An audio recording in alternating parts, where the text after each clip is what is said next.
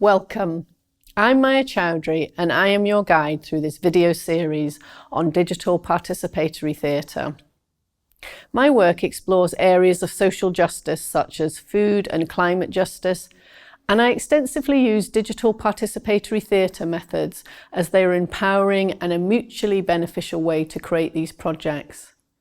But what is digital participatory theatre?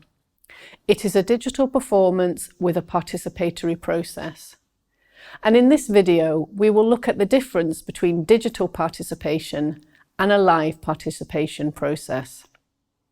For the purpose of our video series, participation is where an audience has decided to actively participate in a theatre piece by contributing in some way through speaking, gesturing, or some type of creative activity. Participatory theatre is most often used to explore an issue important to a group or community using collaborative theatre techniques. It is presented to an audience and, depending on the design of the performance, the audience may or may not interact with the theatre group and continue the participatory process. In digital participatory theatre techniques such as collaborative video, video games or transmedia storytelling, these are used to explore the issue. Transmedia storytelling is a story that's told through different media. These can be digital or analogue, use online platforms or a live event. But what exactly is digital theatre? We need to look at some definitions to understand how it differs from live theatre or performance. Sometimes digital theatre has been called hybrid theatre, the definition of which is a way to describe performance pieces that blend elements of two or more genres. These might include dance, poetry, gestural movement, hip-hop, video, performance art, storytelling, stand-up comedy, puppetry, visual art, new media, you name it. And that definition's by Ben Pensner. In computing, hybrid is defined as utilising or involving both analogue and digital methods. My work as a theatre maker fits that definition in that I create performances using digital and non-digital methods. I'm interested in making work that provokes a conversation with the audience, and technology is a form that allows me to do this in a range of ways, allows me to co-create with participants and audiences. So do we need to distinguish between the audience and the participants? I think it depends on who you're working with and the design of your theatre project. Digital participatory theatre intersects with many other art forms and the terms used vary. Some of the artists that have been making digital participatory work for the past 30 years or so include Blast Theory, Punch Drunk, and in a more recent decade, Coney. They all use different terms to describe their work, such as interactive theatre makers, transformational theatre, and in the case of Blast Theory, film, games, installation, performance, technology. Participatory theatre also has several terms associated with it, but for our purposes, we're going to explore some projects under the term digital participatory theatre, and once you understand the processes, tools, techniques and methods for creating it, you'll be able to distinguish this art form from other types of theatre, and thus have a clear idea how to apply this to your practice. What's important to me when I create digital participatory theatre is that I use the appropriate tools and techniques to allow a group to participate fully in the process. Digital participation has the potential to link groups globally in a way that participatory theatre based in a particular physical location might not be able to do. Conversely, an absence of shared space, not being in the same room with a group of people, affects the liveliness and might mean that interactions such as voice, gesture or body language in a creation process may not be picked up upon and incorporated into the performance. Let's delve a little deeper and explore what we mean by digital. Digital technologies are electronic tools, systems, devices and resources that generate, store or process data. Well-known examples include social media, online games, multimedia and mobile phones. During the COVID-19 pandemic, we saw a rise in digital performance, But was it really digital performance in the true sense of that medium? I think that many of the participatory performance that were live streamed were in fact digital adaptations of live performances. Does this matter? Yes, because in order to create the best participation project, it's important to design for digital from the inception of the project, allowing for true and deep participation by the group you're working with. So to summarise, Digital Born is a theatre piece that's created using digital tools, for example, a video or a hybrid theatre piece that includes digital and non-digital elements. Digital adaptation is the creation of a video of an existing theatre work. And digital distribution is the method the work is communicated to the audience on a digital device, for example, a computer, phone or screen. Let's explore digital participation by looking at some projects. You'll be able to explore these projects in more detail in the accompanying case study videos, which reference each of these chapters. Small Gifts by Nathan Powell consists of a video with an interlocking narrative made up of a series of video contributions from a call out. Nathan asked a series of questions on the topic of how people wanted to live their lives differently in the future post-COVID-19, and then wove these into a poem video. There are clearly similarities to participatory theatre with this method. You could make a collaborative poem, working in a theatre or with a community centre, and weave these stories into a performance and present this to a range of audiences. What is different and unique about this digital participation process is the act of recording a selfie video allows for voices that may be silenced in a theatre participation method to contribute more equally. In this project, Nathan edited the video poem, but a group editing process could also have been employed to bring forth issues from the collaborative text and allow the group to reflect on their process.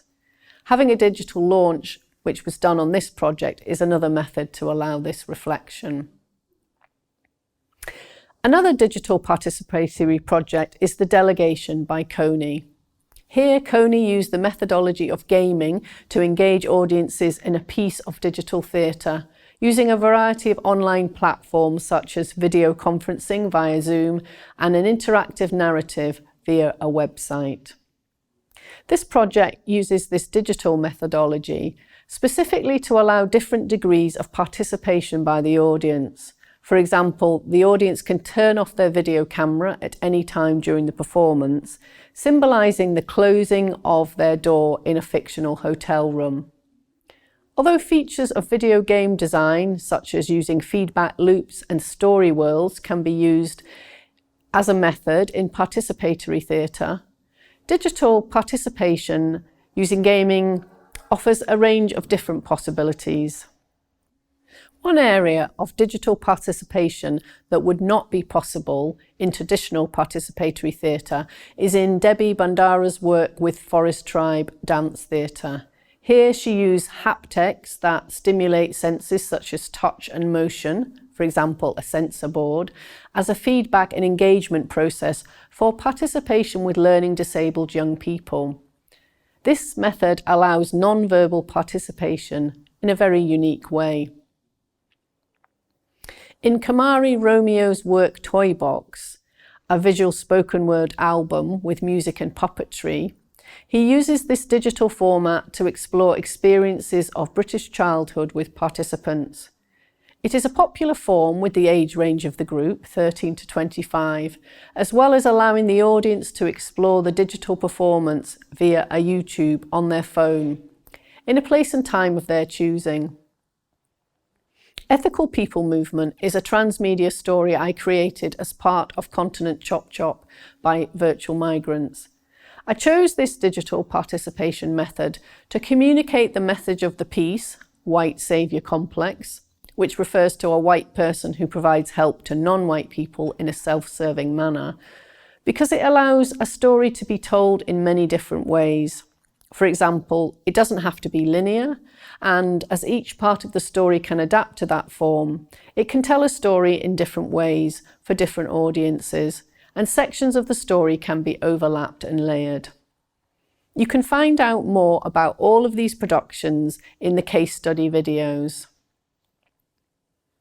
Just to sum up, this chapter has explored the difference between digital participation and a live participation process, examined some of the differences between these two methods, looked at a range of examples of digital participation projects, examining the difference between engagement methods, and explored the variety of digital tools and techniques theatre makers have used. Thanks for watching, and see you in the next video on what is the message and how the medium affects the message.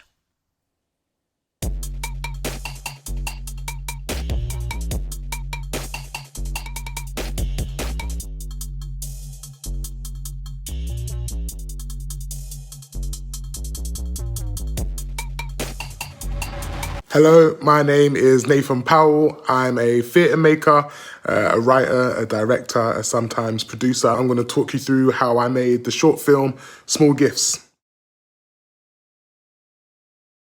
I want to give you a present from all of us, but I've never been that good with gifts. I never seem to know what the right thing would be to give to you from me. Small Gifts was made in the heart of lockdown when everyone was figuring out what this new way of living was going to be and what that meant for them and what that looked like. And in the real thickness of that confusing time when there was no real certainty, we didn't know what was happening. But what was happening at that time was that a lot of people were getting the space to reflect on the way that they live their lives and the way that they want to live their lives. So I thought this was a really special moment for people to speak about and put out into the world what they wanted to carry forward and the things that they wanted to do differently or the things that they wanted to continue doing. So Small Gifts is a digital participatory piece of work and a collaboration between me and members of the public. Dear grandchildren. Dear family and friends. Dear Elliot. Dear future generations. Dear James. Dear Dad and Adrian. Dear family.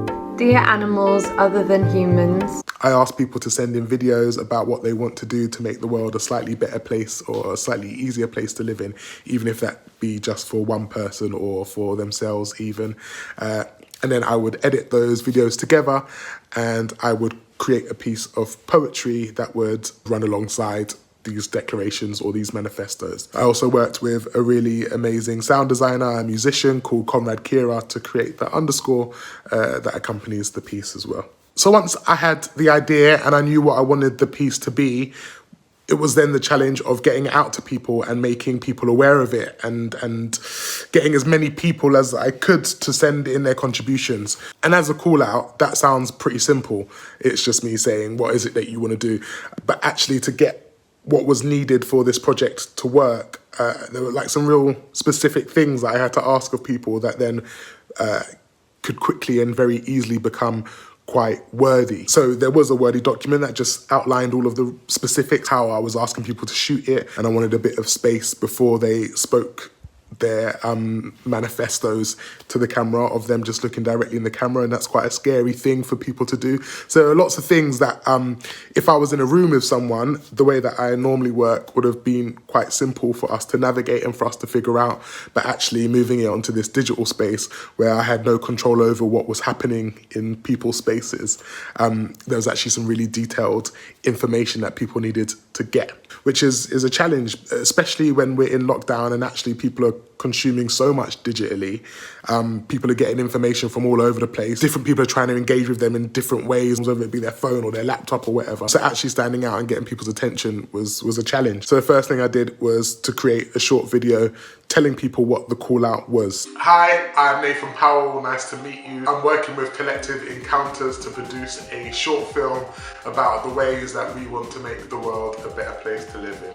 So I made that video, just shot it on my phone, and posted it up on social media for people to see. What I did was I used the networks that were closest to me, whether it be like theatre director networks or writers groups networks or different community groups that I'm a part of. My first point of access, I suppose, was to send it to those people that I had a personal connection with already, and ask them to contribute, and also ask them to share it far and wide for other people to contribute to it as well. And I think it's really important to not be ashamed about asking people to share things for you, and people got to access this that maybe wouldn't have it if I didn't ask people to share it and push it far and wide for me, asking other companies to share it for me and other individuals to share that message to make sure that lots of different people heard it, and if they wanted to engage with it, they could engage with it. Along with that video, there was also a link underneath in the tweet to Collective Encounters webpage that had all of the details about how to do it. I also offered up myself for people to contact me to ask any questions or for any further details about how this video should be made. It was also really important that I was really clear in the call out about what this piece was going to be. The worst thing is that people send in something and then they get back a piece that they're not happy with, or that they feel like their words have been taken out of context or anything. So I made it really clear that this was a piece that was going to be their voices and their pledges and their declarations, and there would be a piece of poetry that would go along with that. And it was just that. It's a really collaborative process, but in some ways it can feel a little bit less collaborative because you don't have those people around you as you're making the piece of art. I don't know why I did that. That was weird. Piece of art. Okay.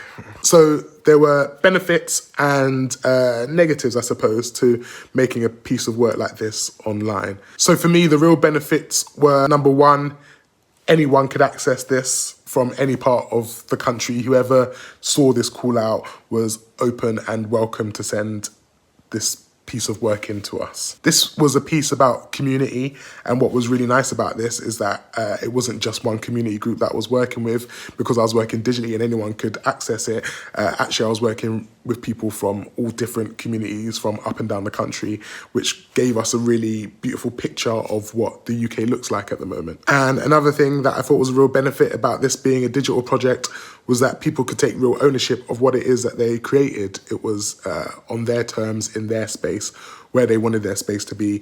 It was what words they wanted to say. I had no control over that. I had no say over that. It was just, here is the simple ask.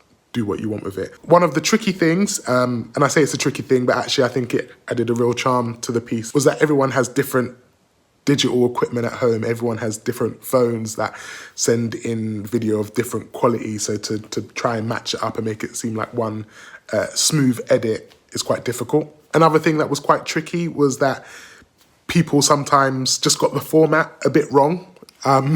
Which I had this idea in my head of what it would look like and how it needed to fit. But actually some people just sent back things that were different. And another difficult thing is that people that I knew wanted to engage and told me that they wanted to engage, actually then it was just in the back of their mind because we weren't in a physical space together and we didn't have a time when we were going to meet. Actually, some people just forgot about it. Or didn't get around to sending in their material, which was a shame to lose out on some of those voices. If I had the chance to do this project again, I think something that I would have built into it after seeing everyone's responses, which were also beautiful, I think I would have built in a little personalised piece that I could send to all of the people that contributed so that they could then send it on to the people that they were pledging to. I think that would have been a really beautiful thing to be able to offer people. But of course, time just didn't allow that. So I think if I could do it again, I'd make sure that there was time and space to offer everyone that really personal touch. So I thought it might just be useful to hear from one of the participants about what it was like to send in their message and what the process made them think about and what they went through after they received the call out. So here it is. I will try to come home more often and not let work get in the way as much.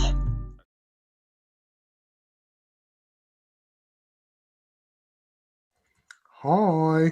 Am I on? You're on. You're right, mate. When you first read the call out, what did it make you think of?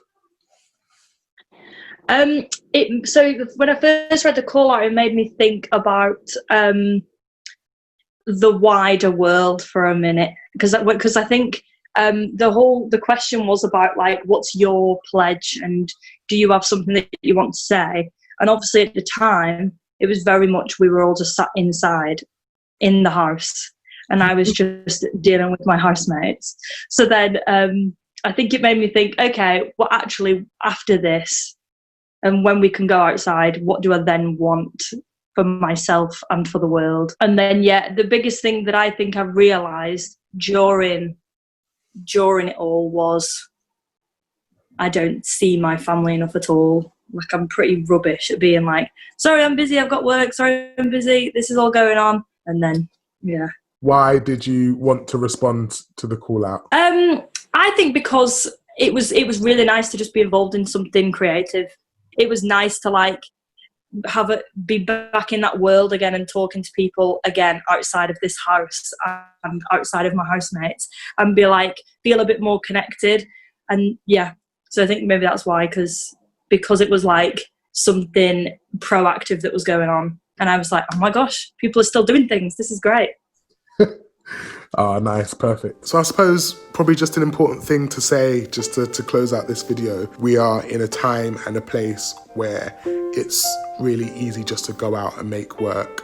And as long as the work that you're making is rooted in generosity and truth and fairness, and it's not exploitative, then go out and make the work and interact with people and offer people something special and beautiful that they can hold on to. So just go out and make the work and see what comes from it. Everyone just go and make.